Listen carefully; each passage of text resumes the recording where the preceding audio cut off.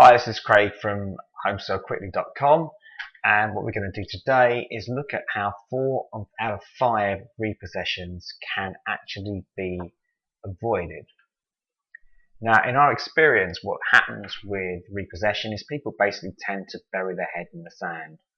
They can get into trouble for all sorts of reasons: divorce, illness, redundancy, needing to move away even for a new job, or because kids are in a new school or something like that, and basically just problems mount up, and instead of dealing with them, they bury their heads in the sand, and then things get worse and worse.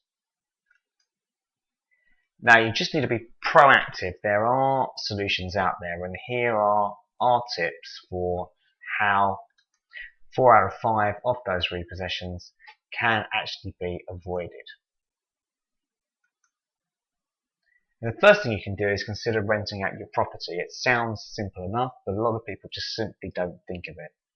In some housing markets, particularly at the moment, it's difficult to sell your property, especially if you've got a high level of mortgage on it, perhaps second charge and other loans, and you need to get a top price to pay all that off.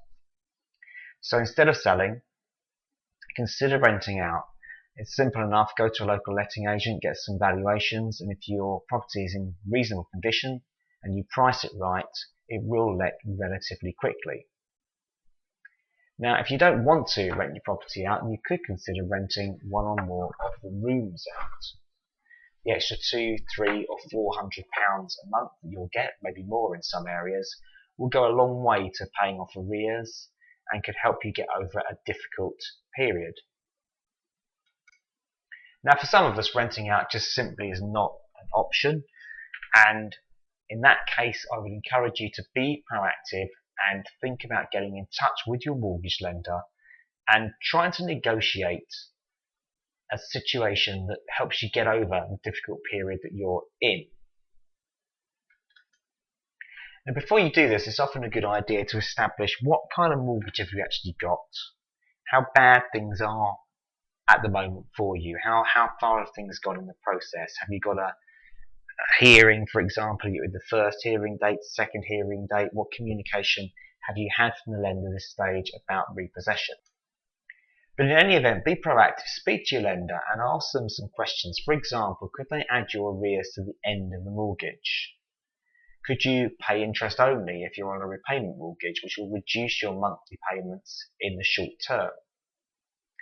Would the lender, for example, consider a payment holiday? This is simply where they'll say for 1 month, 2 months, 6 months, they'll take no payments or a reduced payment, which might help you get back on your feet depending on the reason why you've got a problem. For example, if it's a redundancy and you're confident of getting another job, that's something that's worth thinking about.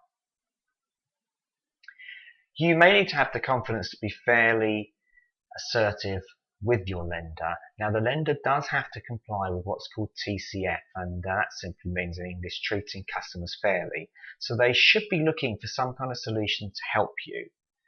They'll need to be convinced that your situation is genuine, that you really can't afford to pay the mortgage rather than you're off spending the money on other things.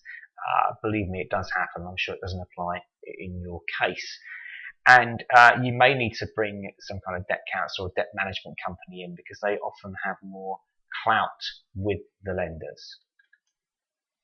What's really important is you're being proactive and focusing on avoiding repossession, because if you do get repossessed, as you'll probably know, there's an adverse rating on your credit record. Loads of extra charges come on, and you really can find yourself with charges racking up very quickly and that debt getting bigger and bigger and bigger.